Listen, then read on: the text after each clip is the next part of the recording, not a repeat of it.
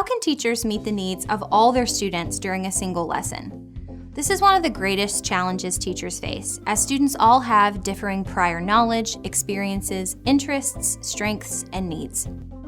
There are multiple frameworks teachers can choose to utilize in their classrooms as they work to meet the needs of their students. One framework is known as differentiated instruction, or DI, and consists of a teacher designing a lesson, then later differentiating the instruction based on their assessment of student performance.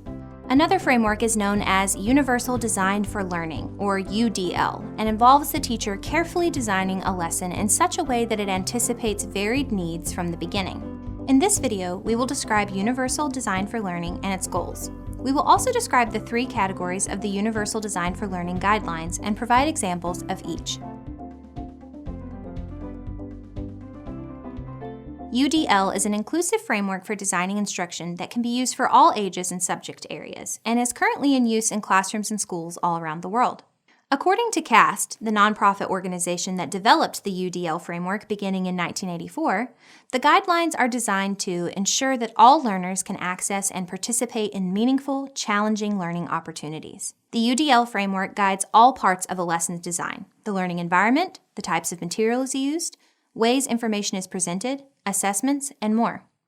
It requires teachers to anticipate and plan for student needs in advance rather than waiting for formative assessment results. Since UDL is designed to ensure that all learners have access to challenging learning opportunities, it benefits all learners, not just those with learning difficulties or disabilities. The UDL guidelines are divided into three categories. Let's explore each category now.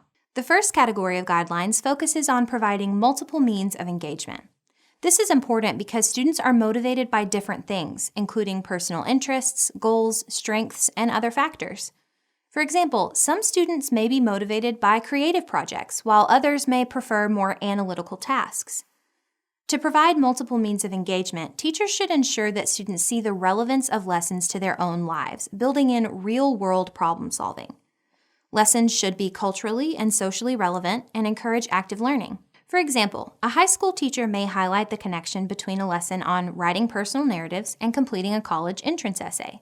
If students understand that the lesson may help them achieve personal goals, like college acceptance, they are more likely to be motivated to participate. When possible, teachers should also provide opportunities for student choice while still adhering to the learning objectives. For example, a teacher may give students the option of exploring a lesson topic individually or in groups from the outset to ensure everyone is motivated to continue. In order for students to be engaged in a lesson, the learning environment also needs to be safe.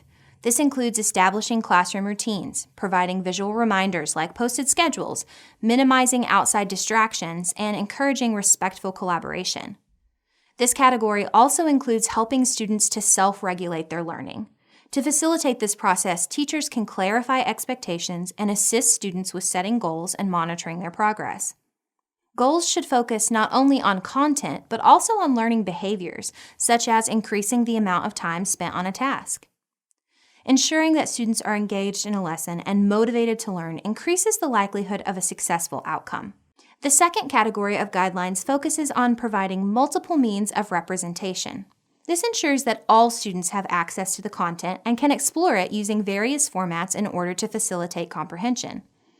First, teachers should provide alternatives to audio and visual content. This may include providing access to both a printed and audio version of a textbook, adding alternative text that can be read by a screen reader to digital images, including closed captions and transcripts with videos, and including written descriptions next to charts and graphs.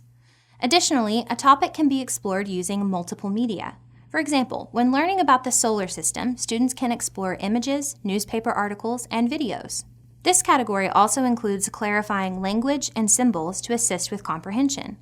Teachers can pre-teach vocabulary words found in texts, identify important words and phrases in questions, use text features and formatting to draw attention to key information, and provide graphic organizers to clarify relationships.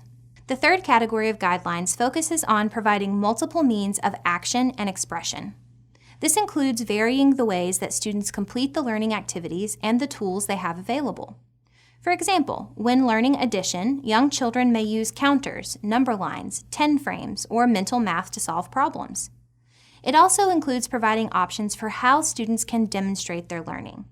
For example, students who are responding to a discussion question may be allowed to type a response or record a video response. During a science lesson on biomes, students could select from building a model, creating a multimedia presentation, writing a report, or creating a podcast for the final assessment. Following the UDL framework, students are also given frequent prompts to stop, reflect, and explain their thinking to encourage self-monitoring and reflection on their progress. Lessons should also be designed to gradually decrease scaffolding as students increase their proficiency. At first, multiple models are provided, followed by guided practice with immediate customized feedback. Over time, more of the ownership is transferred to the students, and they begin completing the task independently, reflecting on their progress. Let's review what we've learned in this video. Universal Design for Learning is an instructional framework designed to help all students engage in meaningful learning experiences. Using the UDL framework, teachers anticipate varied student needs and design learning environments and lessons with these considerations in mind. UDL guidelines are divided into 3 categories. Multiple means of engagement refers to designing lessons that engage and motivate all learners. Lessons should be culturally and socially relevant and encourage active learning. Multiple means of representation refers to presenting content in different ways, such as providing both audio and visual options and drawing attention to key information. Multiple means of action and expression refers to varying the methods and tools used for both learning activities and assessments. Let's take a look at a couple of review questions before we go. Number 1. A 7th grade ELA teacher is planning a lesson on plot. How might the teacher incorporate UDL guidelines when selecting the materials she will use for the lesson? The teacher can select several different types of text to use for modeling and practice, such as a graphic novel, a short science fiction story, and a real-life mystery to appeal to multiple interests. She can provide both print and audio versions of the texts. She can select graphic organizers, such as plot diagrams, to help students organize information. Additionally, she can allow students to select their own texts to use for analyzing plot in practice activities or for the assessment. Number 2. After a unit on life cycles, a teacher gives students a menu of project choices.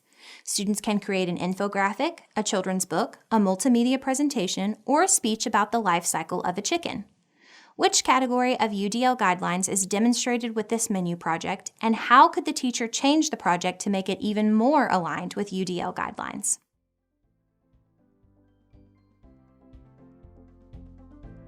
This project allows for multiple means of action and expression, as students are allowed to select the format for their life cycle project. To make it more aligned with UDL guidelines, the teacher could also allow students to select something other than a chicken to focus on for the project, rather than requiring all of the students to focus on the same thing. That's all for this review. Thanks for watching and happy studying.